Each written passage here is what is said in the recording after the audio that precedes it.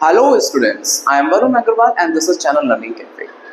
आज इस चैनल के थ्रू आज हम एक नई कोशिश शुरू करने जा रहे हैं। इस कोशिश का हमारा जो बेसिक पर्पस है वो है केमिस्ट्री के फंडामेंटल को अनकवर करना।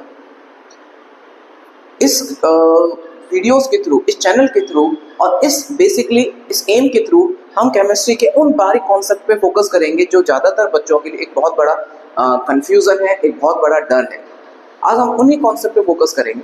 इसके अलावा उन केमिस्ट्री के कॉन्सेप्ट को इम्प्रूव करने के लिए जो भी बेसिक स्ट्रैटेजीज, बेसिक मेथड्स और जो प्रीवियस ईयर के क्वेश्चंस जो आईआईटी नेट में पूछे गए हैं उन क्वेश्चंस पे हम बहुत बारीकी से स्टडी करेंगे। ये हमारा पहली कोशिश है, ये आज हमारी पहली वीडियो है।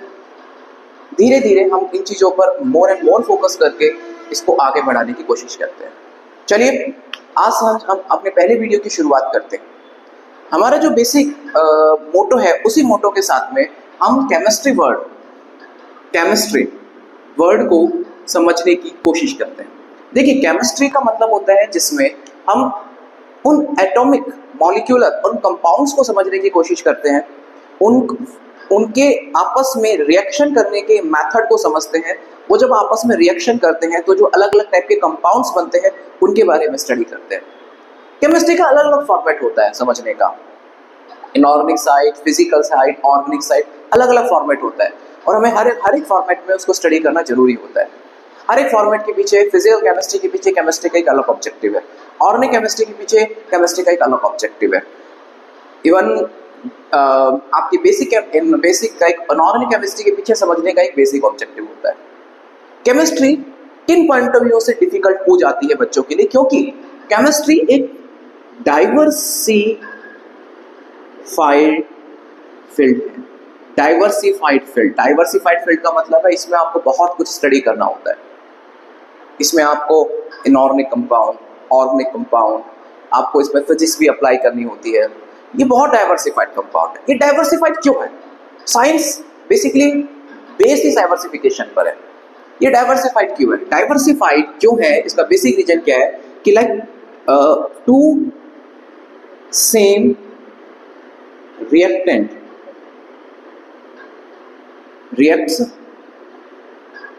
and form different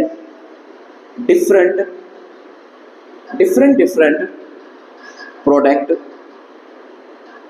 under some conditions। यहां पर दो रिएक्टेंट जो एक जैसे हैं, आई मीन टू से दो रिएक्टेंट आपस में रिएक्ट करके प्रोडक्ट बना रहे हैं। वो जरूरी नहीं है कि, जैसे एग्जांपल कहने का मतलब ये है, जैसे A प्लस बी अगर C बना सकता है तो वही A प्लस बी AB भी बना सकता है। यही डाइवर्सिफिकेशन होता है जिसकी वजह से बच्चों को कंफ्यूजन क्रिएट होता है कि इतने वेराइटीज ऑफ रिएक्शंस जनरेट होती है। देखो, बेसिक क्या है कि लाइक A और B अगर C बना रहा है तो A और B अगर AB बना रहा है, इसका बेसिक रीजन क्या है? क्यों ऐसा होता है कि वो अलग अलग कंपाउंड्स, जब रिएक्टेंट सेम है तो प्रोडक्ट भी तो सेम होने चाहिए थे, परंतु ऐसा नहीं होता। उसका बेसिक कॉज होता है इनके पीछे, इन पर इनका बेसिक रीजन ये रहता है कि इनमें इनकी कुछ कंडीशंस होती हैं। जो कंडीशंस होती हैं, जो कंडीशन अप्लाई की जाती हैं, उन कंडीशंस की स्टडी करनी जरूरी होती है कि किन कंडीशंस के ऊपर ये अलग अलग, एक जब रिएक्टेंट सेम है तो प्रोडक्ट भी तो सेम होने चाहिए थे, परंतु ऐसा नहीं होता। ये डिफरेंस की वजह से ही इनकी केमिस्ट्री में अलग अलग तरीके की डाइवर्सिफिकेशन जनरेट होता है। इसको आप और एग्जांपल समझ सकते हो, जैसे S2 प्लस हाफ O2, या ऐसे समझ लीजिए 2S2 प्लस 2O2, ये 2S2O बनाता है, और S2 प्लस O2 यहाँ पे S2O2 बनाता है। अगर यहाँ पे हाइड्रोजन और ऑक्सीजन गैस मिलकर वाटर बना रही है, यहाँ पे हाइड्रोजन और ऑक्सीजन गैस करके हाइड्रोजन परऑक्साइड बना रहा है। ये डिफरेंस है।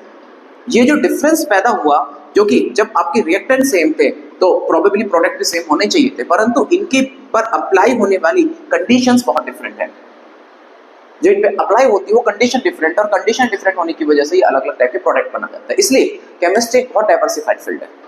जब हम उसकी डाइवर्सिफिकेशन को समझ जाते हैं, वहीं पर केमिस्ट्री बहुत आसान हो जाती है। ओके, हम बेसिकली तो बेसिकली आज हम जो एक आज हम वो समझते हैं कि हमें एक्चुअल में पढ़ने की नीड क्या है, क्या हम पढ़ने जा रहे हैं, या हम किन किन टॉपिक पे डिस्कस करेंगे इन फ्यूचर। सबसे पहले आपको केमिस्ट्री का मेथड समझने के लिए, केमिस्ट्री को डिटेल में जानने के लिए कुछ चीज़ों की जानने की ज़रूरत होती है।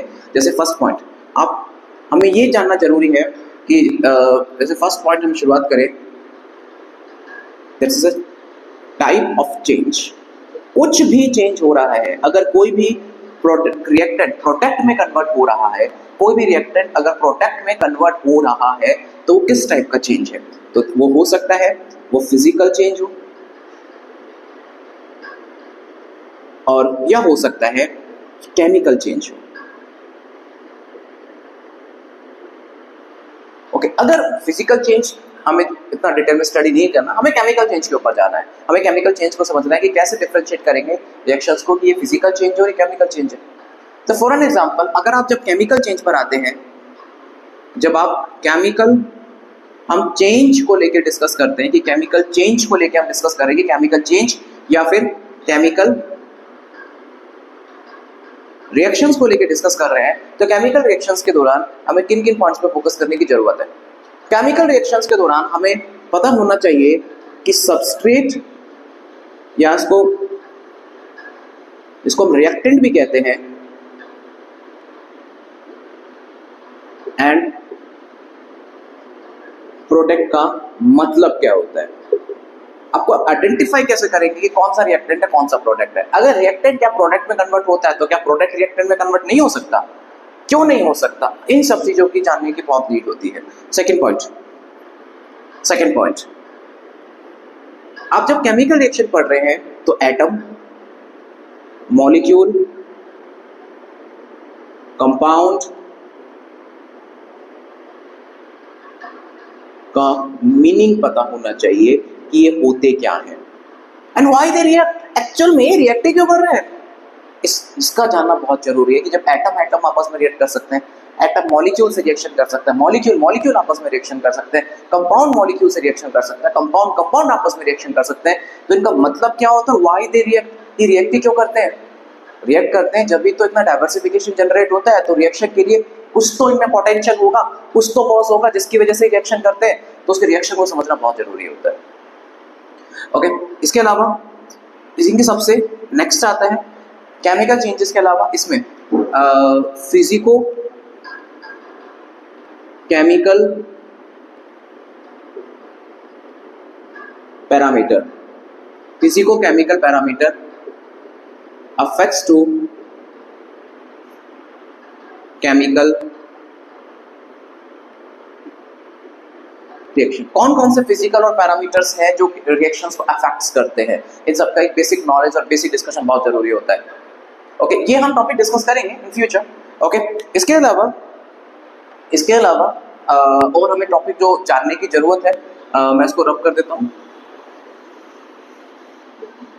इसके अलावा third point, basic atomic structure. हमें इन चीजों के पढ़ने के बाद में आगे बढ़ने के लिए, इसके मास को समझने के लिए, एटॉमिक नंबर को समझने के लिए एटॉमिक स्ट्रक्चर को समझना बहुत जरूरी होता है। तो एटॉमिक स्ट्रक्चर पर डिस्कस करेंगे। एटॉमिक स्ट्रक्चर के बाद में जो बेसिक एटॉमिक स्ट्रक्चर आपका पूरा हो जाएगा, तो बेसिक स्ट्रक्चर के बाद में हम कुछ रूल्स पढ़ेंगे that is followed by chemical reaction. कौन से रूल होते हैं जो केमिकल रिएक्शन के थ्रू फॉलो होते हैं, इन चीजों को जानना बहुत जरूरी होता है। Okay, that rule followed by the chemical reaction. इसके बाद में हमारा अगला टॉपिक होगा एटॉमिक मास यूनिट, जिसको आप AMU भी कहते हैं। बड़ा इंपॉर्टेंट टॉपिक है क्योंकि एटॉमिक मास यूनिट को समझना बारीकी से बहुत जरूरी होता है। एटॉमिक मास यूनिट के बाद में हमारा अगला टॉपिक होगा एवरेज एटॉमिक मास। ठीक है, एवरेज एटॉमिक मास के बाद में हमारा जो अगला टॉपिक होगा, उस टॉपिक के बारे में आपसे डिस्कस करेंगे उस टॉपिक के बारे में आपसे डिस्कस करेंगे, वो होगा मॉलिक्यूलर मास। मॉलिक्यूलर मास क्या होता है, कैसे कैलकुलेट किया जाता है, उसकी यूनिट क्या होती है। उसके बाद हमारा नेक्स्ट टॉपिक होगा मोल कॉन्सेप्ट। बड़ा इंपॉर्टेंट टॉपिक है। आप मोल कॉन्सेप्ट को समझने के लिए आपको इन सब चीज़ों की नॉलेज बहुत जरूरी है, उसके बाद ही आप मोल कॉन्सेप्ट को समझ सकते हैं। बहुत इंपॉर्टेंट टॉपिक है, क्योंकि मोल कॉन्सेप्ट एक ऐसा टॉपिक है जिसके बारे में जानना इसलिए नीड है, क्योंकि आगे की जितनी भी आपकी केमिस्ट्री की स्ट्रैटेजीज होंगी वो सब मोल कॉन्सेप्ट पे बेस्ड है। ओके, मोल कॉन्सेप्ट के बाद हमारा जो अगला टॉपिक है, मोल कॉन्सेप्ट हो गया, बहुत इंपॉर्टेंट टॉपिक है। मोल कॉन्सेप्ट के बाद में अगला टॉपिक है आपका इसके बारे में परसेंटेज कंपोजिशन। परसेंटेज कंपोजिशन का मतलब होता है किसी भी कंपाउंड में, जैसे एग्जांपल कार्बन, हाइड्रोजन, ऑक्सीजन है, तो कार्बन कितना परसेंट अवेलेबल है, कितना हाइड्रोजन अवेलेबल है, कितना मोल वाइज परसेंटेज अवेलेबल है, कितना उसका वेट वाइज परसेंटेज अवेलेबल है, ये सब स्टडी करेंगे परसेंटेज कंपोजिशन में। परसेंटेज कंपोजिशन के बाद में हमारा अगला टॉपिक होगा एम्पिरिकल फॉर्मूला। बहुत इंपॉर्टेंट टॉपिक है एम्पिरिकल फॉर्मूला। और एम्पिरिकल फॉर्मूला के बाद में हमारा जो अगला टॉपिक होगा एम्पिरिकल फॉर्मूला, उसके बाद में अगला टॉपिक होगा आपका लिमिटिंग रिएजेंट।